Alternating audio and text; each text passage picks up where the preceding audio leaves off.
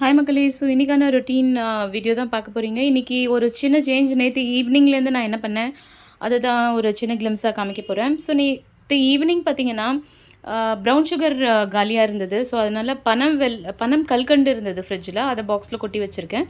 Big பாஸ்கெட்லேருந்து திருப்பி வாங்கணும். Saturday ஊருக்கு போகணுன்றதுனால இப்போ எதுவும் ஆர்டர் பண்ணலை. அப்படியே கிச்சன் ஏரியாவையும் க்ளீன் பண்ணிவிட்டு வெளியில் வந்தேன். ராத்திரி பார்த்திங்கன்னா நான் மத்தியானம் பண்ணியிருந்த புலாவே சாப்பிட்டேன். நான் 6 o'clock என்னோடய டின்னர் முடிச்சிடுவேன்.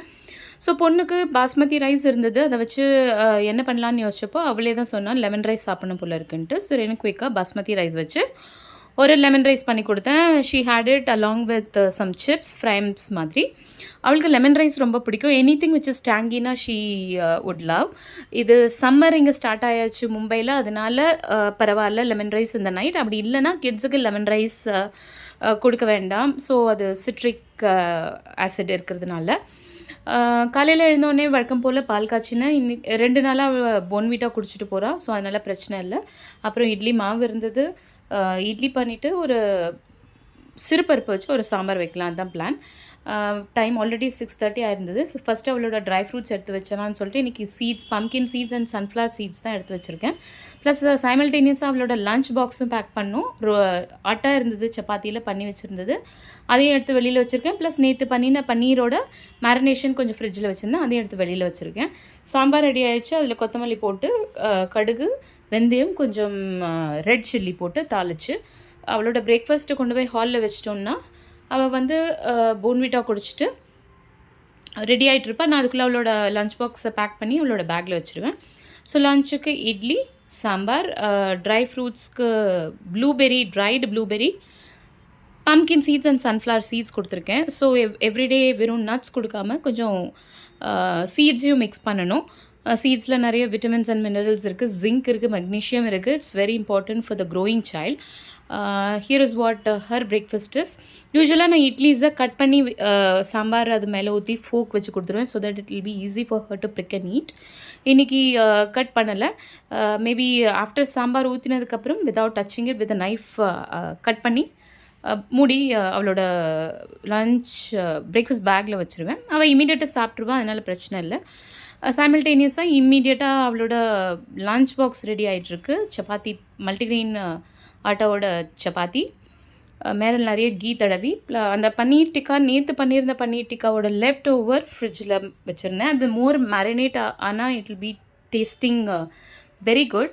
ஸோ அது ஆக்சுவலி ஃபஸ்ட்டு சாட்டே பண்ணிவிட்டு ஒரு கிரேவி மாதிரி பண்ணலான் தான் ஐடியா. பட் அதுக்கு டைம் இல்லை. இன்ஃபேக்ட் அவளுக்கு ட்ரையாக இருந்தால் தான் பிடிக்கும் பன்னீரை பொறுத்த வரைக்கும்.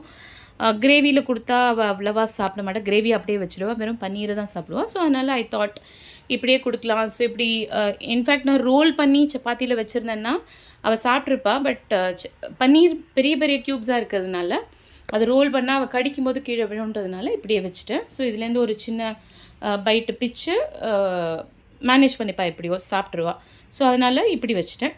ப்ளஸ் சாலட்ஸ் வச்சுருக்கேன். அவளுக்கு சாலட்ஸ் எப்போதும் ரொம்ப பிடிக்கும். கியூக்யூம்பர், ரா வெஜிடபிள்ஸ் நான் அவ்வளோவா கொடுக்க மாட்டேன். பட் இருந்தாலும் கியூக்யூம்பர் மாத்திரம் சம்மரில் ஸ்கின்னை கட் பண்ணிவிட்டு I will give her. And இன்றைக்கி ஆட் ஆன் பார்த்திங்கன்னா பர்பிள் கேபேஜ். அதை நல்லா சால்ட் வாட்டரில் ஃபஸ்ட்டு வாஷ் பண்ணிவிட்டு அதுக்கப்புறம் தான் ஃப்ரெஷ்ஷாக வச்சுருக்கேன். கொஞ்சமாக cabbage is fine, it won't cause gas. யூஸ்வலாக எஸ், கேபேஜ்க்கு அந்த கேஸ் காசிங் எபிலிட்டி இருக்குது. அதனால் whenever we are giving cabbage ஒரு சின்ன ஜிஞ்சர் பீஸோ கார்லிக் பீஸோ கொடுத்திங்கன்னா, இல்லை குக் பண்ணும்போது அது கூட மிளகு சீரகம்லாம் சேர்த்திங்கன்னா உடம்புக்கு ஒன்றும் பண்ணாது. இது என்னோடய லஞ்ச். பார்த்திங்கன்னா அவளும் வந்தோடனே சப்பாத்தி எடுத்துகிட்டு போனதுனால ரைஸ் கேட்பான்னு சொல்லிட்டு கொஞ்சம் சாதம் வடித்து வச்சுருக்கேன். அப்படி இல்லைனா இன்றைக்கி எனக்கு பெருசாக சாப்பிட்ற ஐடியா இல்லை.